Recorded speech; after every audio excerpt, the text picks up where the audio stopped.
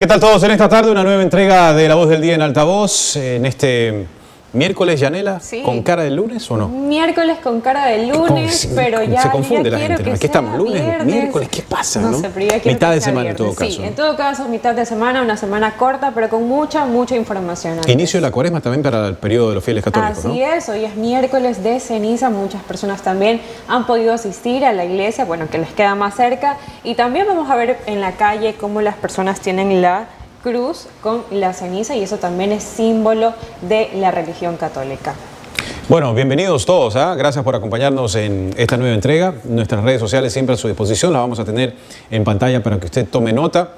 Más adelante conversaremos con Gabriela Guerrero, ella es analista política, hablando de una perspectiva general y externa sobre lo que se ha adjudicado el campo Sacha, que se convierte, como lo ha descrito no solamente este gobierno, sino varios gobiernos, la joya de la corona.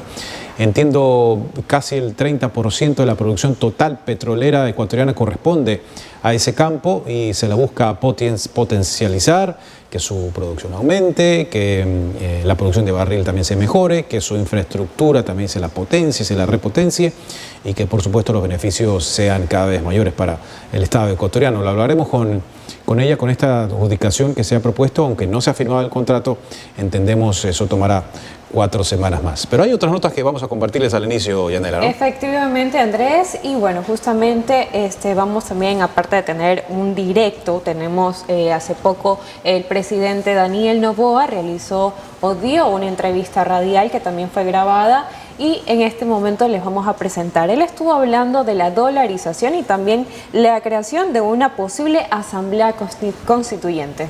Así es, veamos. Que está visitando la zona. Como todos conocen, problemas de clima y las inundaciones, él personalmente está constatando estos sectores. Hablemos de dolarización, presidente. El correísmo buscó en la Asamblea Nacional que se apruebe una resolución que se señale el dólar como moneda del Ecuador. Antes no estaban mucho de acuerdo en eso, ahora sí. ¿Por qué ese cambio, presidente? A ver, porque la gente se empezó a enterar de la tesis de Borja, del candidato a vicepresidente, que habla de cómo salir cómo desdolarizar, cómo salir de la dolarización. Él lo decía eso, ¿no? Pero por supuesto. Y siguen diciendo eso, de una manera ahora diferente, porque ya se dieron cuenta que no pueden hablar de desdolarizar porque a la gente le molesta. Entonces, ¿qué es lo que están diciendo? ¿Cuál es la trampa? Ya, pones al dólar como moneda oficial, pero, pues dejas la ventanita abierta para una moneda electrónica. Y con esa moneda electrónica se puede, de una manera u otra, devaluar artificialmente y finalmente tener algo paralelo. Es una forma de, digamos, quitarle seguridad, quitarle rigidez a esa moneda que tenemos nosotros en circulación. Porque ahora sí están de acuerdo que se utiliza la moneda, no lo que no querían. Sí, pues el momento que ya salió la tesis de Borja, el momento en que ya vimos también la teoría de Arauz, que es secretario del ERC, sobre usar métodos electrónicos de pago, especialmente para pagos a proveedores del Estado, para bonos, para diferentes herramientas. Ahí sí pues salieron a decir que ahora quieren poner el dólar como moneda oficial. ¿Será por la campaña? Pero por supuesto que es por la campaña. O sea, termina la campaña y regresan a su teoría. No. Obviamente que pasa el dólar como moneda oficial. Pero lo que ellos hablaban de tener algo alternativo es lo que termina siendo una forma indirecta de debilitar el sistema de pagos nacional y la dolarización. Bueno, ahora usted no tiene una bancada muy grande dentro de la Asamblea. Ahora la va a tener ya con el nuevo Parlamento, ya una Asamblea ya bastante fuerte. ¿Va a cambiar la cosa, presidente? Sí, yo también creo que es necesaria una asamblea constituyente porque hay temas y reformas, especialmente en el área penal, que tienen que ser cambiados de raíz. Si no, vamos a seguir luchando una guerra totalmente desigual en el cual pues, los criminales tienen casi que más derechos que nuestras fuerzas de orden y que las personas que hacen las cosas bien. Presidente, usted habla de la constituyente. ¿Se viene una constituyente entonces en el gobierno que usted de ganar estará a partir de mayo? Sí, no tiene que ser una constituyente tampoco que tome años, ni que pues, o sea, se pasen ahí miles de años, sino una constituyente un poco más... ¿De plenos poderes? No necesariamente puede ser de plenos poderes, eso ahí todavía lo estamos analizando. Muy probablemente no será de plenos poderes, pero será para hacer las reformas necesarias de cambiar la Constitución hacia una Constitución que le dé prioridad a la dignidad de las personas. Prioridad a la dignidad de las personas, sin duda alguna, eso es lo que se necesita y lo que se busca en el país. Ahora también el presidente candidato Daniel Noboa habló un punto importante que es la dolarización y también porque ciertos otros sectores o ciertas otras personas están hablando como que no, después sí, y por qué y de dónde surge esta problemática de por qué debemos de tener la dolarización o por qué no. Y eso es lo que últimamente hemos escuchado. Muchos analistas también indican que en vez de estar diciendo que si se debe tener la dolarización o tener una moneda virtual o ecuadólares, aquí lo que hay que hacer es fomentar y más que nada fortalecer la dolarización para no solamente brindarnos seguridad económica, sino también una estabilidad importante para nuestro país. Y precisamente eso es de ahí es lo que habló el primer mandatario. Dolarización además que se fortalece no solamente con un decreto, una ley o una estrategia, sino permitiendo la llegada de la inversión extranjera que desarrolle el empleo y que dinamice la economía paralelamente. Además hace una puntualización respecto a la convocatoria de una asamblea constituyente de ganar las elecciones. Es más preciso, aunque no definitiva su postura, pero es más preciso respecto a que esta asamblea constituyente no tendría plenos poderes, sino el poder solamente de reformar la Constitución, como sí los tuvo la asamblea constituyente de Montecristi, de plenos poderes incluso de que no esté operativa la asamblea y de designar autoridades. Inclusive esta entendemos que tras las conversaciones que hemos tenido con constitucionalistas aquí no tendría ese alcance y de llegar a convocarse nada más, porque tiene que pasar un proceso hasta el momento que se realice y se instale, sino de reformar estos temas en materia penal, como explica el presidente, que desde muchos años atrás se amerita una reforma y profunda que no le dé unas alternativas rápidas al juez para liberar con tanta rapidez a los delincuentes o que estos delincuentes ya detenidos se favorezcan de diferentes argucias legales para poder obtener sus beneficios. Definitivamente, Andrés, sin duda alguna lo que se busca siempre va a ser eso, ¿no? Beneficiar, y lo que se debe buscar es eso, beneficiarnos a todos nosotros, a los ciudadanos, a los ecuatorianos. Pero bueno, nos vamos a ir a un corte, pero antes, por favor, recuerden cuáles son nuestras redes sociales. Nos pueden encontrar en TikTok, en Facebook como Altavoz EC, por supuesto por Instagram y X como Altavoz EQ y también en YouTube como Altavoz_EQ. Ya venimos. Nuestro enfoque es mostrarte la verdad a todo volumen. Queremos inspirarte a pensar críticamente y a que encuentres tus propias respuestas de los temas que se están quedando sin resolver. Esto es Altavoz. Síguenos en todas nuestras redes sociales. La verdad a todo volumen.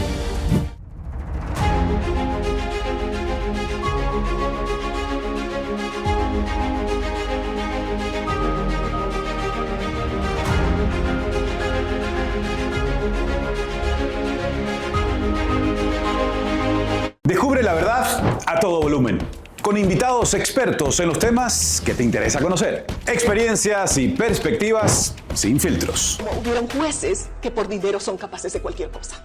Y más vale, la Asamblea perdió una oportunidad de poder también hacer su trabajo. Es un recinto donde reina la ignorancia. Somos Altavoz, la verdad a todo volumen.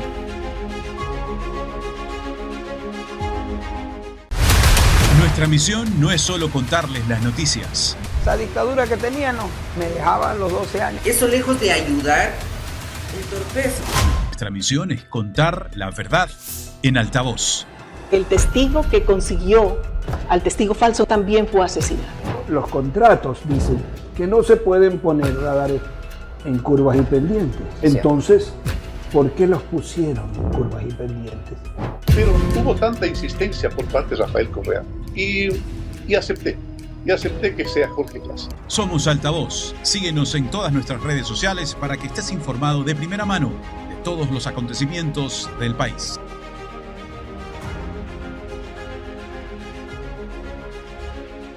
Deja de ser extranjero en tu tierra. No pierdas tiempo. Descubre tu Ecuador.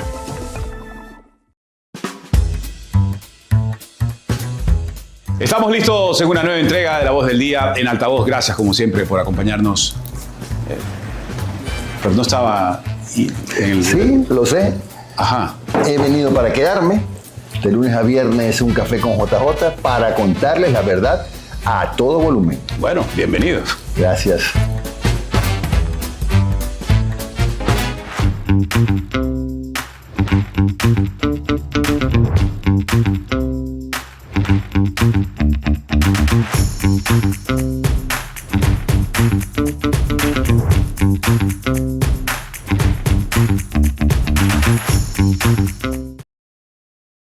Deja de ser extranjero en tu tierra. No pierdas tiempo. Descubre tu Ecuador. Así es, y continuamos con más información, pero esta vez noticias internacionales. Y les contamos que ahora los migrantes venezolanos ya no quieren viajar a Estados Unidos, ya no quieren migrar hacia este país. ¿Por qué? Les contamos la razón en el siguiente reportaje. Y a lo mejor no se nos presta la oportunidad en Estados Unidos, pero se nos puede prestar en algún otro país, ¿verdad? El migrante venezolano David Márquez cruzó la frontera colombo-venezolana con la intención de buscar un refugio en otro país de América Latina tras desistir de migrar a Estados Unidos. Porque vamos con la esperanza de darle un mejor futuro a nuestros hijos, a nuestra familia. Pues. Un informe de la encuestadora Poder y Estrategia, que consultó a más de 1,000 personas en 8 ciudades de Venezuela, revela que el cambio de las políticas migratorias en el gobierno estadounidense los está llevando a buscar otros destinos. El 18% de los venezolanos tiene intención de migrar. Esa proporción llega a 40% en el caso de los menores de 30 años, pero el hallazgo más importante es a los países a los cuales están apuntando. El estudio revela que Argentina se ha convertido en el destino más elegido para migrar con un 26% y Estados Unidos mostró una caída del 27 al 11%. Brasil mostró un aumento alcanzando el 16%. Chile y Colombia se mantienen en un 13 y 11% respectivamente. Van a seguir intentando el ingreso a otros países. Seguramente Estados Unidos, como decíamos, está descartado en buena medida por esta manera tan brutal como la administración Trump ha enfrentado la situación de los migrantes. Colombia sigue siendo el país de la región con más ciudadanos venezolanos, contabilizando más de 2,8 millones de ellos. Jair Díaz, Voz de América, Bogotá. Está pasando en distintas partes del mundo y específicamente en Venezuela. ¿Cuáles son esas reacciones que tienen ellos? Si deben o no deben arriesgarse a viajar, porque no solamente es el trayecto, una vez que ya llegan ya no pueden acogerse a las reformas, a las leyes o quizás a los beneficios migratorios que en algún momento sí podían tener si iban a alguna de estas ciudades santuarios, de pronto como Nueva York, que tanto vimos esos videos y que justamente los presentamos aquí en La Voz del Día. Las condiciones han ido cambiando en los Estados Unidos, en condiciones para los migrantes que busquen llegar de manera regular e irregular inclusive, y de ahí es que estas reformas provocan el freno a quienes por lo general buscan en su desesperación vías irregulares para llegar a determinados países. En otros pueden tener una mayor cabida porque los requisitos de ingreso o filtros y controles son distintos a los de Estados Unidos, que les da esa libertad, por decir de alguna manera, entre comillas, de poder llegar a otro país de una manera más segura y encontrar mejores días que ellos están buscando al salir de Venezuela. Pero será su regularización y los procesos que cada país implemente, lo que determine además este flujo migratorio que se va concentrando en determinados países. Efectivamente, siempre cuando uno sale de ese lugar, esa zona de confort, es para buscar algo mejor. Pero bueno, veremos qué pasa. Ahora, ¿qué está ocurriendo en Chicago? Y es que a muchos migrantes los están informando sobre sus derechos en caso de que ellos lleguen a ser detenidos. Pero ¿cómo los informan? A través de cómics. Veamos. La organización Pro Derechos Laborales Arise Chicago publicó esta tira cómica con el propósito de informar a trabajadores indocumentados sobre cómo actuar y cuáles son sus derechos en caso de que agentes migratorios se presenten en su centro de trabajo. En una viñeta se ve a una persona diciendo "no te doy permiso de entrar" a supuestos agentes de ICE. En otra ilustración se lee "no doy el consentimiento para un registro o cateo". Otro recuadro informa sobre los pasos a tomar en caso de una redada en el trabajo. Este paquete ha ayudado mucho a nuestros miembros a ganar esa confianza para poder prepararse y estar listos si tienen que enfrentar a ICE. También ha ayudado a muchos empleadores a cómo cuidar a sus trabajadores en esos momentos. En otra ilustración se ve a una persona siendo arrestada diciendo "quiero guardar silencio, quiero hablar con mi abogado, no quiero firmar nada". La tira cómica es la creación de una red nacional de jornaleros conocida en inglés como Endelon. Están basando en llevarse a los que tienen récords criminales. Este activista comunitario republicano dice que los agentes del Servicio de Inmigración y Control de Aduanas ICE están simplemente haciendo su trabajo y que ese tipo de publicaciones obstaculiza el trabajo de agentes federales. Están exagerando. Ahí sabe qué están haciendo y aplaudo su trabajo. Están haciendo sus protestas por nada, no van a llegar a ningún lugar. No te puedes ir en contra un agente federal. Hasta el momento se han impreso poco más de 2,000 copias de este manual y su tira cómica. Las descargas digitales aún no han sido tabuladas. Enrique García Fuentes, Voz de América, Chicago.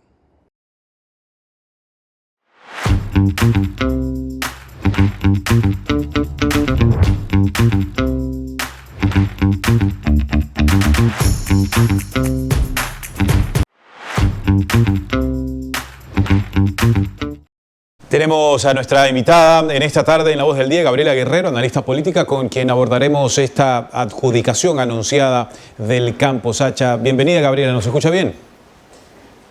Buenas tardes y muchísimas gracias por la invitación, los escucho muy bien y gracias como siempre, qué gusto acompañarles.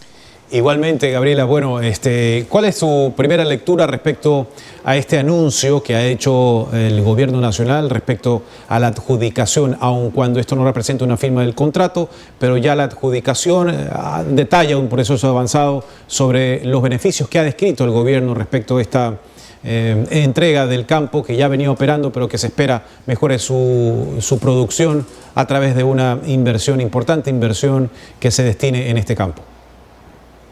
Así es, creo que es indicado partir que no estamos todavía en una firma per se del contrato, sino esta parte de adjudicación que nos permite inclusive hacer negociaciones a mayor profundidad o que se hagan cambios y modificaciones. Aquí puede participar inclusive la propia Contraloría, la propia Asamblea Nacional, la propia Corte Constitucional en caso de que se divisen, por ejemplo, que hayan temas que sean contradictorios o que deban, ¿no es cierto?, modificarse. El Campo Sacha en general ha sido uno de los yacimientos petroleros más productivos aquí en el Ecuador y esto hay que recalcarlo porque nos da alrededor del 16% de la producción total del país.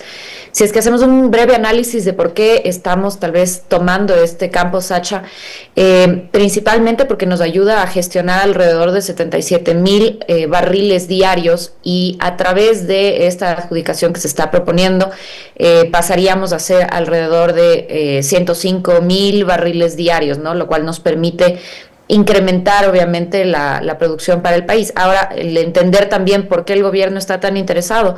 Hemos pasado situaciones de crisis bastante fuertes en los últimos años, no hablemos solamente del año anterior, y arrastramos también ahí un tema de crisis económica importante, ¿no? Entonces esto nos permitiría tener una inversión directa y una inversión sobre todo bastante fuerte, que es lo que necesitaría, digamos, en este momento el gobierno para ayudarle a salir adelante con el resto de sus proyectos. ¿Crees, Gabriela, que el gobierno ha sido lo suficientemente claro y específico para ir detallando en el proceso hasta el día de la rueda de prensa los beneficios que llevaría y otorgaría la firma de este contrato para el Ecuador, para la producción petrolera, para la industria estatal, que no se preste a tergiversaciones o malinterpretaciones o narrativas que van en otra dirección respecto a lo que el gobierno pretende y que se enmarca dentro del contrato, o ha sido lo suficientemente claro respecto a este tema?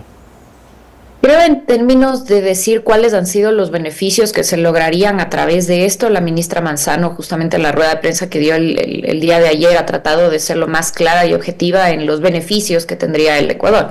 Tal vez lo que no está muy claro, y es, digamos, el punto que hemos observado la mayoría de ecuatorianos, es la forma de negociación, ¿no? Los términos en los cuales se está tratando este contrato. Digamos que desde la parte de beneficios tenemos este bono inicial que se está hablando de alrededor de 150 millones más o menos. 1.500 millones, sí. 1.500 millones antes de la firma. Entonces digamos que este bono inicial sería como el enganche que menciono que debería pagarse. La parte de inversiones también sería buena para el país en términos de que tenemos ahí ya una concesión por 20 años que nos permita, sobre todo, expandir la parte de infraestructura, que ha sido lo más abandonado que tiene el Campo Sacha, va operando 50 años, pero digamos, estaba a cargo de Petroecuador, no lo logró, digamos, sacar el beneficio que podría sacarse, más que nada porque obviamente el gobierno no tiene la inversión que tal vez requeriría que el campo funcione bien, ¿no? Aquí la ministra señalaba que 4 de las 5 estaciones están dañadas y esto puede inclusive dar a que haya, por ejemplo, un tema de medio ambiente bastante fuerte a partir de esto. Ahora, la participación en la producción es lo que tal vez llama un poco la atención. Porque siempre partimos que los contratos de participación petrolera tienen que ver con los porcentajes en torno al barril del petróleo, por ejemplo. Entonces recibirá más o menos del Ecuador en función a cómo se establezca, por ejemplo, ese monto del barril. Y eso es lo que se está ahorita cuestionando mayoritariamente, porque en el mínimo el Ecuador recibiría apenas un 12,5% y el resto lo tendría el consorcio, ¿no? Entonces tal vez ahí es la parte que no está muy clara, muy definida, y que a través de este proceso de adjudicación todavía se podría modificar. Es más, hoy en la tarde el gobierno ha hablado también de otras cifras, entonces parece que todavía se está viendo el tema de cómo van a ser finalmente la distribución de precios, ¿no? Entiendo esta modificación también lleva a un análisis mucho más profundo respecto a este interés y beneficio que debe tener el Estado ecuatoriano, que no ha tenido los recursos para repotenciar este campo y que aparece la empresa extranjera para, a través de una escala progresiva, hasta que llegue a niveles superiores a los $62 el barril actualmente, a 80, 90, según la cotización del mercado internacional, vaya recibiendo en la medida de ese aumento el Estado ecuatoriano un mayor beneficio. Nuevamente pregunto, ¿se ha descrito de esa manera para evitar especulaciones con la claridad de que el Estado, el país necesita, sobre todo en este campo tan importante que demanda la inversión? Y el Ecuador lo necesita. Creo que sí tenemos que partir del hecho de que por más que estemos tratando de hacer una transición energética, seguimos siendo dependientes del petróleo y de la minería mayoritariamente. Entonces, se ha tratado sobre todo de subsanar estos temas, porque claro, una de las banderas rojas que ha saltado de muchos grupos sociales ha sido: el Ecuador está dejando que se saque el petróleo. Y no es tanto por ahí. Cuando nosotros tenemos estos contratos de prestación de servicios, o sea, de participación, sí hay mecanismos en cómo controlar que este petróleo le pertenezca al país. Inclusive cuando hablamos de un contrato, por ejemplo, de prestación de servicios, el control lo tiene el Estado frente a estos recursos. Entonces, no es tanto que venga una empresa extranjera a llevarse, digamos, el petróleo local, que es lo que muchas personas tienen ahora miedo, sino más bien es que a través de estos contratos, ya sea de participación o de prestación prestación de servicios o estas asociaciones o alianzas estratégicas, se pueda lograr, ¿no es cierto?, beneficios. Sí hay que recordar que el tema de extracción petrolera sigue siendo un negocio, sigue siendo un comercio. Entonces, lo que se busca es que primero haya un inversionista que logre subsanar el dinero que no tiene actualmente el Estado ecuatoriano para poder invertir en este campo. Sacha lo llama a la misma ministra la corona de oro, ¿no es cierto?, en algún momento, y se lo ha dejado muy abandonado. Ahora, por el otro lado, a través de estos contratos, es donde se tienen que establecer ahí un poco los precios reales en torno a esta fluctuación del mercado, porque sí hay que entender que al ser un recurso no renovable, lastimosamente el petróleo fluctúa en torno al precio del mercado, no lo pone, el Ecuador no lo pone, ¿no es cierto?, el consorcio. Entonces sí tiene que estar eso claro, y por eso se manejan estas tarifas, no solo en este contrato, en todos los contratos petroleros, y eso sí tiene que estar claro. Tal vez lo que falta ahí es que la ciudadanía pueda entender un poco mejor el mecanismo de cómo funciona la generalidad de un contrato petrolero, que sí va a ser muy diferente a un contrato, por ejemplo, entre privados, que es una cosa completamente distinta, ¿no? De nuevo, parto que esto tiene que ver en torno a la fluctuación del precio del mercado del petróleo, que sí es un tema que nos ha afectado al Ecuador, ya nos pasó en gobiernos anteriores, que cae el precio del barril del petróleo y afecta a la economía ecuatoriana. Entonces eso sí tenemos que tenerlo presente. En todo caso, si cae el precio del petróleo, a nosotros no nos afectaría si se llegase a realizar esta concesión. Lo que pasa es que los porcentajes de las tarifas, ¿no es cierto?, esas son las que no cambian en el tiempo. Entonces, si es que el barril del petróleo pasa, no sé, de un 62, y pasa a un 30%, el porcentaje sigue siendo el mismo. Por eso no se habla de precios fijos. Cuando hablamos de precios fijos, ahí estamos entrando justamente a estos contratos de prestación de servicios, que esos sí pueden ser mucho más perjudiciales, porque ahí sí estamos hablando de un valor real.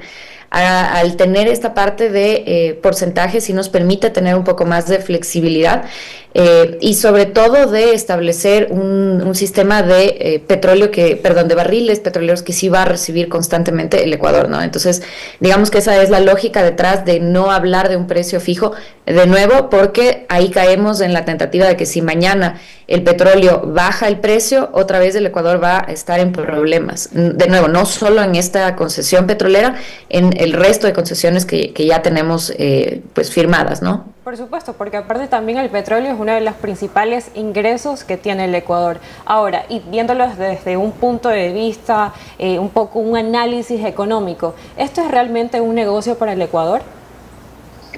Es un negocio sin duda para el Ecuador.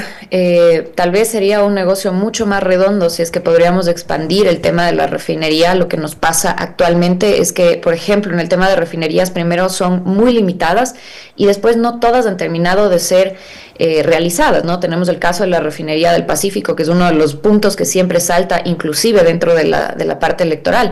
Tenemos Shushufindi, tenemos Esmeraldas, tenemos La Libertad, y estas no nos ayudan, por ejemplo, a hacer el ciclo completo de poder refinar nuestra propia gasolina, y de esta manera nos toca comprar, por ejemplo, gasolina afuera para poder cubrir todo, digamos, la demanda que tiene actualmente el país, ¿no? Entonces, por supuesto, el negocio siempre va a ser el tema petrolero, es un negocio rentable, sí, pero hay que diversificar en otros mercados, como bien estamos haciendo en el tema energético, como bien estamos haciendo en el tema minero, y dos, tenemos que aprender a completar el ciclo, es decir, también tenemos que hacer inversión en el ciclo final para que, si es que nosotros somos tanto digamos, explotadores como distribuidores del petróleo, también podamos hacerlo a través de la comercialización del mismo y no tener que depender de otros estados para poder distribuirlo aquí dentro ya localmente, ¿no? Efectivamente. Ahora bien, y hablando un poco en cifras, en el 2024 hablábamos de que se generaba un aproximado de 77.000 barriles y que con esta concesión se espera 105.000. Ahora, ¿este proyecto sí es sostenible en el tiempo? ¿Sí se puede lograr esa meta o se puede lograr mucho más? El proyecto es sostenible en el tiempo. Esto es interesante porque tampoco ha sido el primer gobierno que ha estado tratando de hacer esta concesión de este espacio. Ya lo tuvimos en el 2016 con el propio gobierno del presidente Rafael Correa, donde se exploró un acuerdo ahí con CERC, que es también una empresa china, al final no se concretó. Ya se lo exploró también dentro del gobierno de Lenín Moreno en el 2020 con una licitación ahí que se trató de hacer un anticipo, pero esta fue suspendida. Ya se exploró también con el gobierno de Guillermo Lasso, y aquí en cambio teníamos el portafolio de inversiones con la Secretaría de Alianzas Público-Privadas, entonces aquí ya se intentó incluir Sacha dentro de este portafolio. Como digo, es un negocio que más bien esta concesión, este campo específicamente, no es algo nuevo, es algo que ya ha estado sobre la mesa previamente, que ya en gobiernos anteriores han visto la potencialidad y por eso mismo se lo entrega a Petroecuador. Entonces, el negocio es rentable, sirve, va a estar a lo largo del tiempo, por eso mismo se pone un lapso de 20 años, ¿no es cierto?, para que se pueda hacer todo el proceso, porque el proceso es largo, no es solo llegar y extraer el petróleo, se tiene que hacer muchas veces temas de exploración previa y esto tarda cierto número de años, ¿no? 2, 3, 4 años, dependiendo de lo que se haga. Ahora, lo que tiene que funcionar en este sentido es que el inversionista pueda estar seguro de que a lo largo de esos 20 años tenga la seguridad jurídica de que las condiciones contractuales no van a variar, ¿no? Entonces, de los dos lados, por una parte el gobierno cumpliendo estas condiciones contractuales y por el otro lado, obviamente, la concesión entregando el producto que se le ha otorgado. Efectivamente, ahora bien, se hablan de 1.500 millones de dólares como una entrada o como un valor inicial, y también se habla de que esto se va a destinar a la obra pública. ¿Qué sectores o dónde se necesita poder invertir esos 1.500 millones de dólares tomando en cuenta todas las problemáticas que tiene el Ecuador? Empezando por el tema del transporte, ¿no? Debería haber ahí una inversión de obra pública, sobre todo en el tema carreteras, puentes, todo lo que tenga que ver con movilidad. Sobre todo porque esto dinamiza el comercio.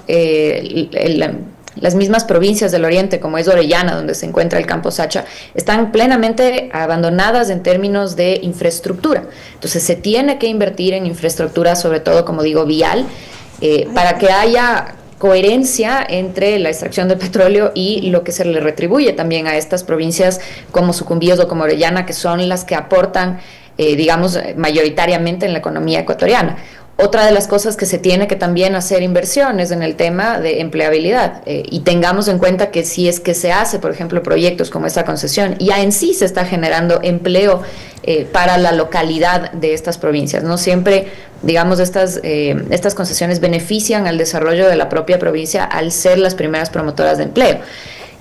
Otro tema de inversión que se tiene que tomar en cuenta también a partir de esto es en otro tipo de infraestructura como la que queremos hacer ahora, que es esta transición energética, porque ya nos dimos cuenta, como ya he mencionado, que no podemos solamente vivir del petróleo. Entonces, esta misma inversión nos puede permitir ampliar los proyectos que ya el mismo Ministerio de Energías y Minas ha empezado a promulgar desde el año anterior, cuando tuvimos estas crisis energéticas. Si es que queremos, por ejemplo, hacer estas obras como las nuevas hidroeléctricas, los sistemas fotovoltaicos, etcétera, etcétera, tenemos que tener también pues este flujo constante para poder hacer esta inversión. Caso contrario, ahí nos volvemos, ¿no es cierto?, un poco a quedar en el camino. Yo creería que esas serían como las aristas principales donde se pueda ver reflejada esta obra pública, más allá de, digamos, ya los proyectos más puntuales que esté haciendo el gobierno en cada provincia. Gabriel, explícanos un poco esto, porque justamente vimos un tuit del expresidente Rafael Correa en donde él indicaba que si se ganaban, o sea, si ellos ganan en la segunda vuelta, básicamente Luisa González debería como que revertir esa concesión. ¿Eso se podría hacer? ¿Cómo le afectaría al país?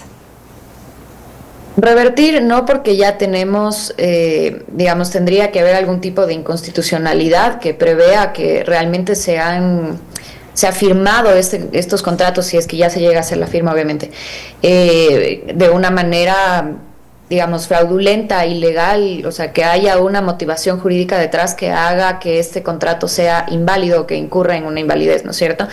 Ahora,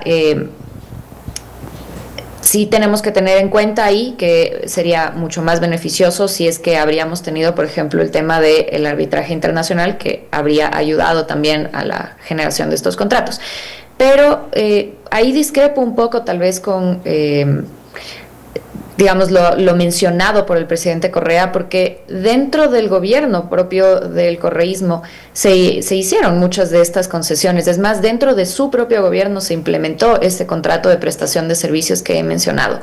lo cual le ayudó inclusive a ser uno de los recursos más importantes dentro de su gobierno. Entonces, me queda ahí un poco la duda, porque más bien le beneficiaría mayoritariamente al gobierno el poder tener más de este tipo de concesiones. No creo que lo haga, como menciono, sería más contraproducente. Recordemos además que dentro del periodo en el que estuvo en el gobierno el presidente Correa fue donde mejor le fue en réditos petroleros, y gracias a eso tuvo grandes réditos en torno a la inversión que pudo hacer en obra pública y en gasto gubernamental en sí. Entonces el negocio más bien es beneficioso para el gobierno. No le haría bien en ese sentido tratar de reversar un contrato que más bien le está otorgando desde el primer momento ya réditos económicos para el Estado, y que le va a dar réditos durante los próximos 20 años, ¿no? Como he mencionado, las condiciones contractuales se tendrían que revisar a ver si es que ha habido algún tipo de inconsistencia dentro del contrato, pero para eso se está haciendo este control previo a través de la adjudicación, donde ya he mencionado también cuáles son los organismos inclusive públicos que pueden participar en caso de que haya alguna inconsistencia en este momento.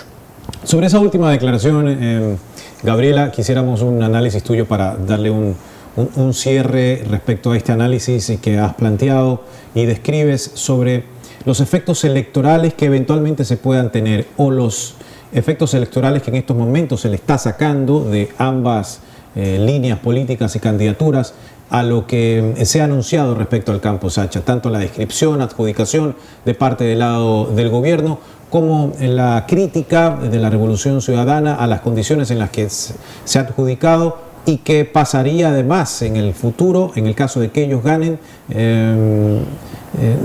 y respetando lo que el Estado ha firmado con esta empresa internacional. ¿Cuánto peso tiene este tema dentro del panorama electoral actual?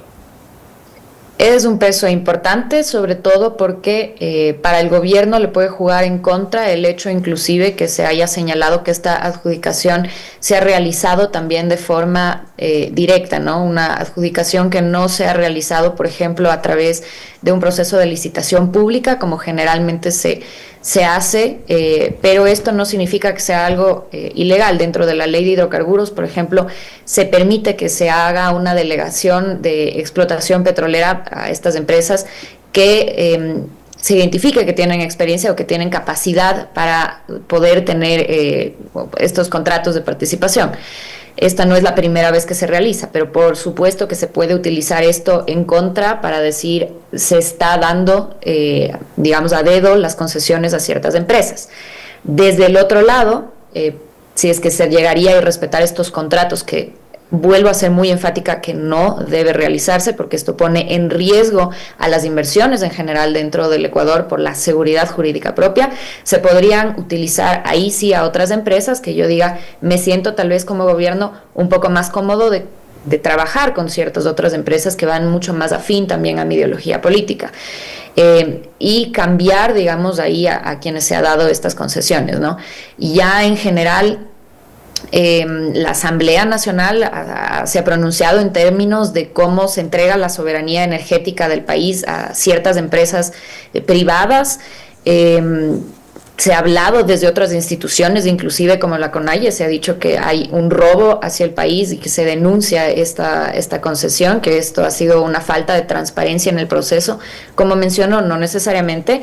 Aquí tenemos una normativa que sí respalda en qué casos especiales se puede dar este tipo de concesiones, y claro, esto sí va a terminar siendo un tema controversial dentro de la campaña electoral, dado que estamos sobre todo súper cercanos dentro de estos rangos electorales, ¿no? de estos resultados.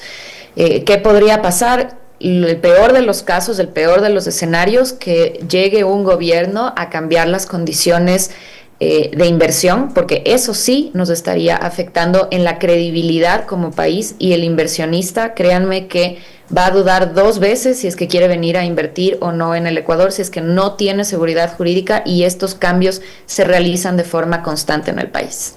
Definitivamente, el lado político del campo Sacha. Muchas gracias a Gabriela Guerrero por brindarnos su análisis sobre este tema tan importante para el país. Entonces, gracias, Gabriel, un placer. Sí, en este momento me informa nuestro productor, nuestro querido productor Julio César Saona, que nos vamos, sí. Querido, sí, que vamos a poner ahorita las redes, van a estar ahí, pero no las voy a leer porque ya saben, ¿no? Imagínense. Están a su disposición, ¿las sabe usted ahí? Perfecto, tome nota, por favor, tome nota. Gracias, compañero. Sí. Nos vamos a un corte y ya regresamos. Deja de ser extranjero en tu tierra. No pierdas tiempo. Descubre tu Ecuador. Nuestro enfoque es mostrarte la verdad a todo volumen. Queremos inspirarte a pensar críticamente y a que encuentres tus propias respuestas de los temas que se están quedando sin resolver. Esto es Altavoz. Síguenos en todas nuestras redes sociales. La verdad a todo volumen.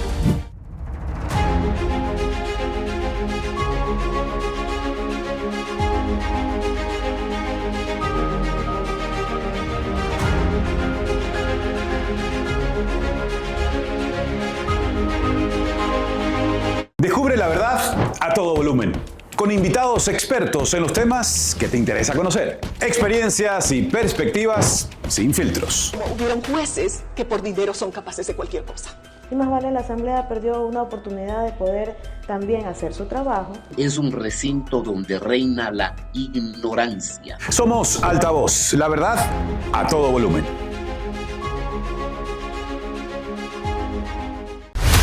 Nuestra misión no es solo contarles las noticias. Esa dictadura que tenían, me dejaban los 12 años. Eso lejos de ayudar, entorpece.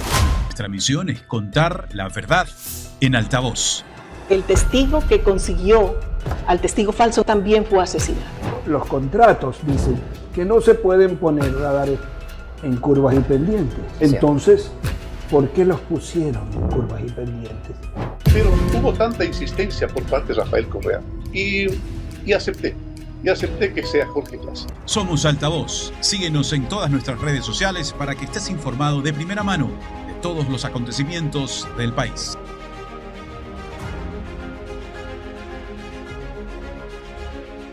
Deja de ser extranjero en tu tierra. No pierdas tiempo. Descubre tu Ecuador.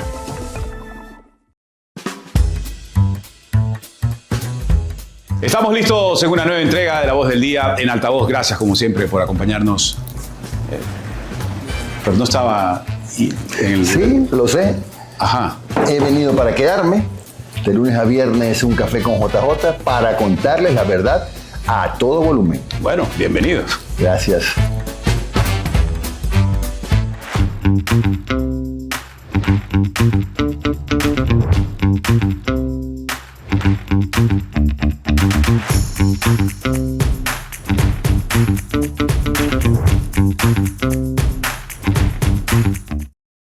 Deja de ser extranjero en tu tierra. No pierdas tiempo. Descubre tu Ecuador. Muy bien. Aquí nos estamos. Despedimos. Sí, ya nos tenemos que despedir. Mañana continuaremos con más información, pero recuerden nuestras redes sociales que se las vamos a dejar en pantalla, ¿verdad, Andrés? Ahí está en pantalla, Instagram, TikTok, Facebook, YouTube, X. Síganos y siga compartiendo también cada uno de nuestros reportajes y noticias que publicamos. Así es, entonces, hasta la próxima. Nos vemos.